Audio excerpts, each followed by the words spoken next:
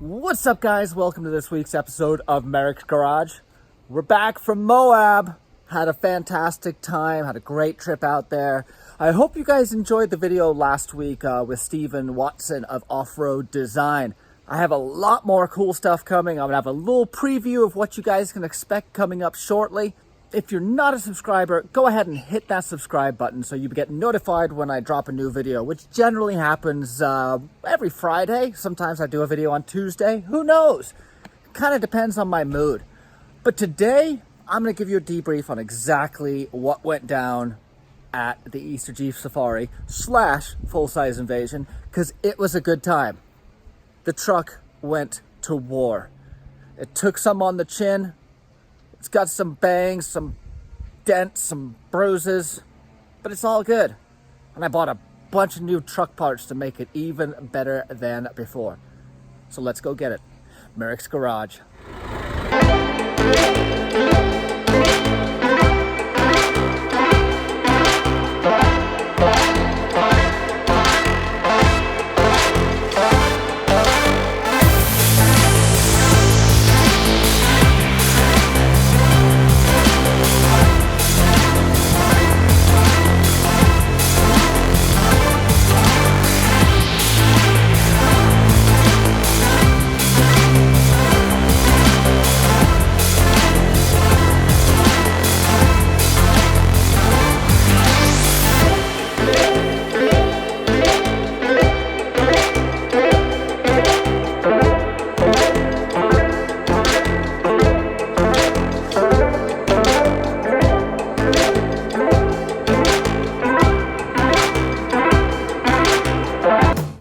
Back from Moab. The trip was a success.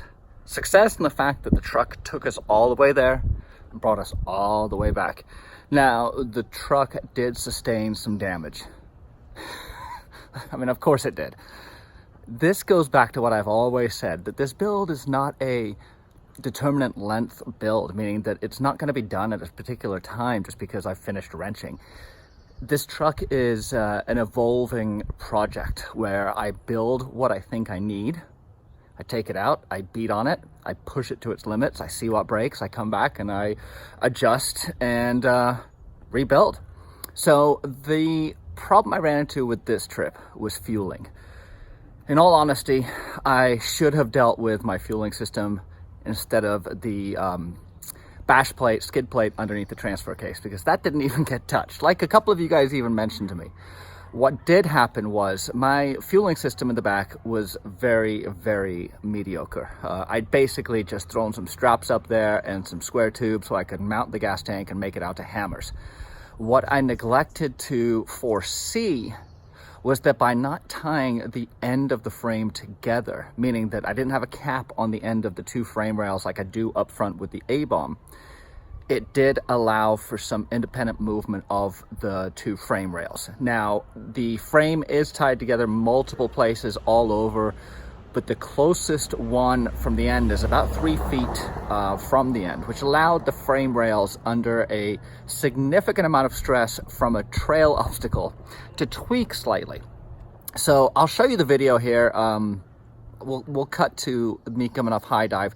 This is where I think I sustained a significant amount of the damage overall. Now, I did flop it later on in the dunes. That messed up the quarter panels, but I don't think it really did much other. Now, I think I can fix this pretty easily, but I am cutting everything off in the back. I'm pulling my fuel tank. It's time to go to a fuel cell. I need to be safe. I need to be responsible and get rid of what I have been doing because it is janky.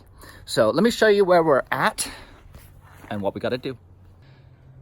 So you are looking down the barrel of the gun right now, and as you can see, this tube has already been removed. This tube is what sustained the most stress. As I bottomed out on this passenger side, this shock bottomed out. It forced, well, as this moved up, this applied leverage to this tube. You can see here how they're tied in. Now, realistically, what I need to do is take a piece from here and tie it up to here also. I need to have a longer backed up support. So what happened is, as this came up, it bent this tube. So you can see this tube was bent. I've already cut it out. What that caused to happen was it tweaked this frame rail slightly out. You can see it mostly, and it's a lot better because I've already cut off a bunch of stuff that was holding it in place. But it tweaked this frame rail ever so slightly. The area that it is most noticeable is up at that cross member. You see that cross member right there underneath my drive shaft? It hasn't gone all the way through because it was rubbing. That, you can see I'm off by about 1 inch. So I need to get this tweaked back down. I have pulled the entire gas tank out, and we're going to cut off this frame bracket right now. It was kind of a complex problem. What happened is, as I came down off high dive, this side struck the rock on the driver's side, forcing this correction, and then the bottom out tweaked it some more. So it's kind of a combination of a bunch of things, but nothing I'm too worried about. I mean, the reality is this is what's going to happen as you go wheeling and try and find the limitations of these trucks. And the thing just, it still drove fantastic. Like I said, all the way back from Moab, like this, with a little bit of a tweaked frame. But no worries. Let's fix it. We're gonna cut this bumper off right now. Bumper. I call it a bumper, but it's not a bumper. Behind the Rocks trail, specifically high dive, was something that I'd given quite a bit of thought to. I knew it was going to be a challenging obstacle. I'd watched some videos on it, and I saw that long wheelbase trucks definitely had an advantage in the fact that they could get the front wheels down before the rear wheels were really committed to the final obstacle. The challenge that a short wheelbase truck has is you start to get rather light in the rear as the front touches down and you go rather vertical. The best line, I think, from watching others was to stuff the driver front into the rock that you're driving down to slow it down and give you some more control. That's not what I was able to do, and therefore I plummeted. You'll see that the rear driver corner takes it first when I bounce down this ledge, and then it slams down on the rear passenger side. So no harm, no foul. I didn't notice this damage until later, but this was a hard hit that the truck took like a champ. But I believe that this is what led to a slight tweak of my frame. Coming up here in a second, you'll see me start to get loose, and before I gave the truck an opportunity to completely flip or settle down, I just gave it some gas. You'll notice my front tire driver is still quite a bit of a way off the ground. So here is some of the damage from where the rear bumper, that's what I'm going to call it, a bumper, took it as a rolled down. You can see how it folded up underneath, and I think that's what buckled that floor, leading to what is mostly an optical illusion as to how askew the truck really is. Looking down the barrel, you'll see that I have some slight deviations, but nothing that substantial. And if you keep watching, you'll see that I was able to get a lot of them straightened out.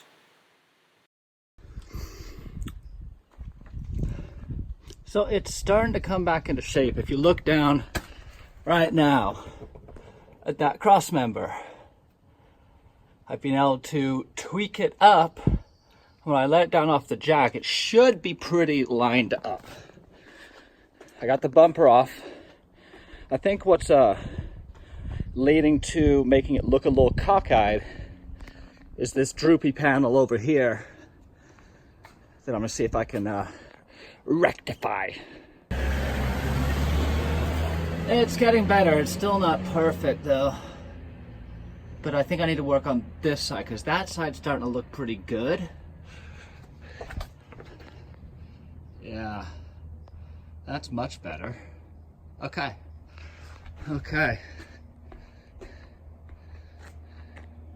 The progress is being made. It's still cockeyed. I'm beginning to think that might be the cage.